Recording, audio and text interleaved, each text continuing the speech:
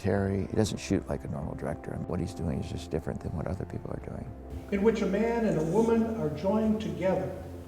It's like a roller coaster. You don't know what's going to happen next. Do you want to be right, or do you want to be happy? We go where instincts take us. Now this is going to be amazing. In this movie, you really have to sort of allow the chaos to be the chaos of life, which is what Terry really wants. When we work with him, we have a feeling that we don't know what we're doing, but actually he knows exactly. I think he knows perfectly.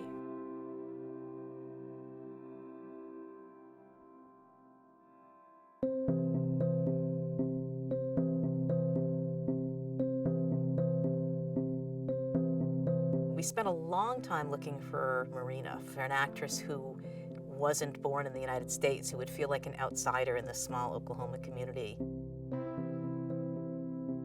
The very first time I went auditioning for this was in Paris. I received just a page with descriptions of scenes. Everything was silent. The audition was silent. There was nothing to say. But I kind of understood what he wanted.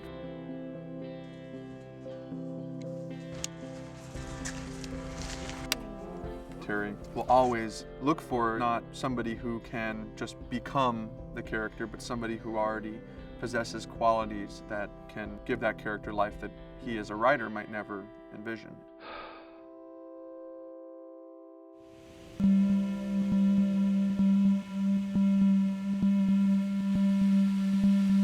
You know, I had been planning to just take a break after directing the movie for a year and a half and then promoting the movie and really just being with my family. And this was probably the only movie and the only guy who, if he called me up, who would say, "All right, honey, sorry, I gotta go back and do another movie." But I was really, really excited. You should have seen the place. You should have seen where I found her.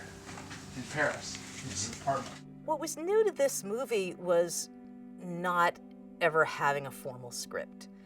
Yeah, there was nothing to look at. Yeah, this is very different from most films. Terry basically kept describing my character and telling me more and more about her. Basically, I had that person coming to life in my mind, little by little. Terry gave me a lot of information so I could get a feeling for where my character maybe went to school, where she lived, where her parents lived. Terry told me more or less where was the frame of the character. Like, he won't go that way, he will go this way. Based on that, I read some books, I saw some documentaries. There was this amazing documentary of Mother Teresa de Calcutta. He asked me to reread Anna Karenina, Brother Karamazov, and The Idiot. All the three of them are that thick. There was a lot of reading. The syllabus was big. I read Heidegger just because I know that Terry did a translation of Heidegger, so I wanted to see if it would give me any insight. It gave me no insight. Yeah, I got a really just thorough education on lots of things. I think Terry's about building a really rich foundation, and then you just kind of pull little pieces out and little surprises come out of that.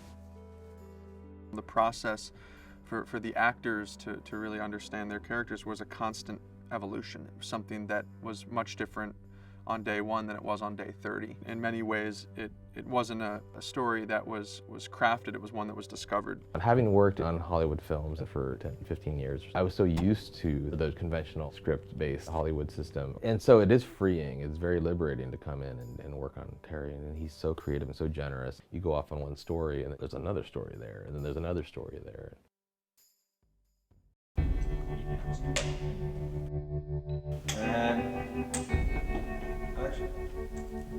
I don't know what Marina is in the movie because I don't have the script. I don't know how their relationship is in the movie.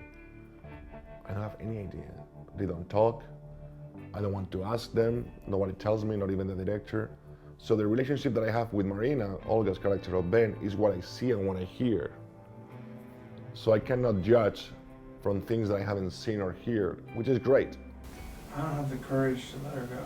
I wonder if there are things that he didn't give us on purpose.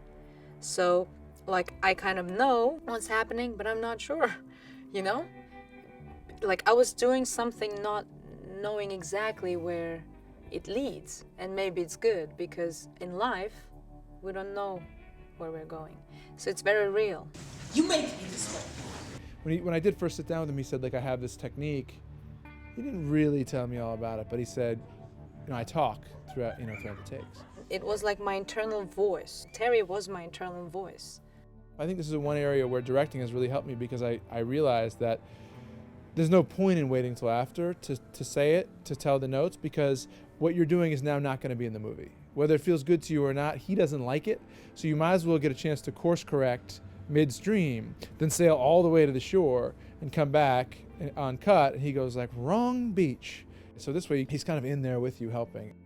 Terry's more about reacting to what he's seeing on screen, and so it's not about this character needs to be doing this in this scene. It's more about seeing what's there and whether it's, well, what Terry calls it just whether it's honest or not. And if any hint of falsity or theatricality comes through, then we abandon that. Even if it's more accurate for what the scene is, we'll go in a completely different direction to try to get those honest moments. The initial premise was that the actors would wear their own clothes. It wasn't really Bartlesville. Terry wanted something much more real. We started shopping here, and we brought almost nothing from Los Angeles except some vestments for the priests. Let's go up the hill. Go. Quickly! Quickly, Eric!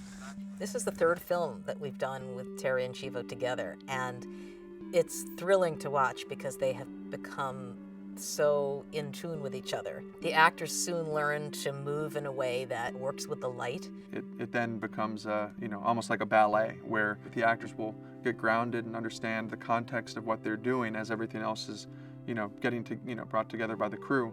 And then seamlessly within minutes, we'll be shooting, and at that point really is when the actors will figure out what that scene is. How long have you been preparing clothes? I learned it from my father. He sees the human physicality and the natural world and the environment as much, if not more important than the words, and he's written all these words, and yet he doesn't really, it's not about the words to him. The words are a means to an end. You really have to internalize that. He's just trying to catch moments as they come up, and you never know when they're gonna come up. Our Father in heaven, we are grateful to eat with our friends this evening. Terry likes everything backlit and with natural light. So we're always looking for a south or southwest location for the afternoon shooting, and a east or southeast location for morning shooting.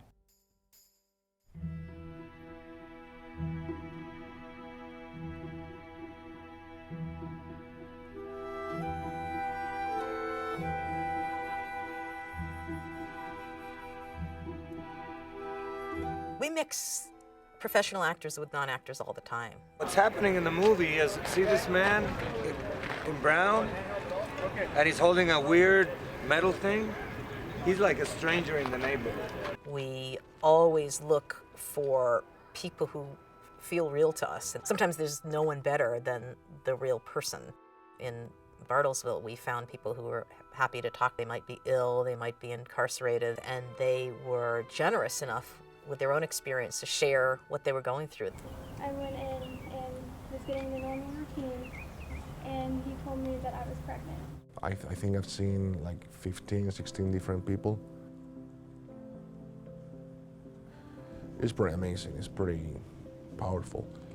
And I don't know about the audience, but I think it was the most rewarding thing of this whole experience. It was for me to have the chance to go to their houses and talk to them and listen to them.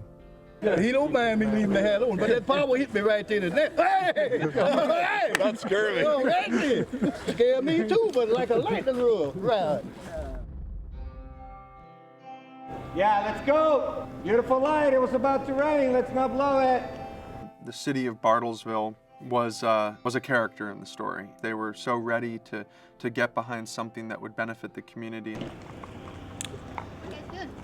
We're just getting some wide shots of downtown. They were so supportive of the way that we were working. We get into the vans like a bobsled team out, and within 15 minutes we'll be shooting again. And obviously in a given day we might visit 15, 20 different locations, and at times that could be an inconvenience to people. That community got behind this film and supported us in every way possible. That is vámonos de aquí to Bardem. That is a wrap. Yes.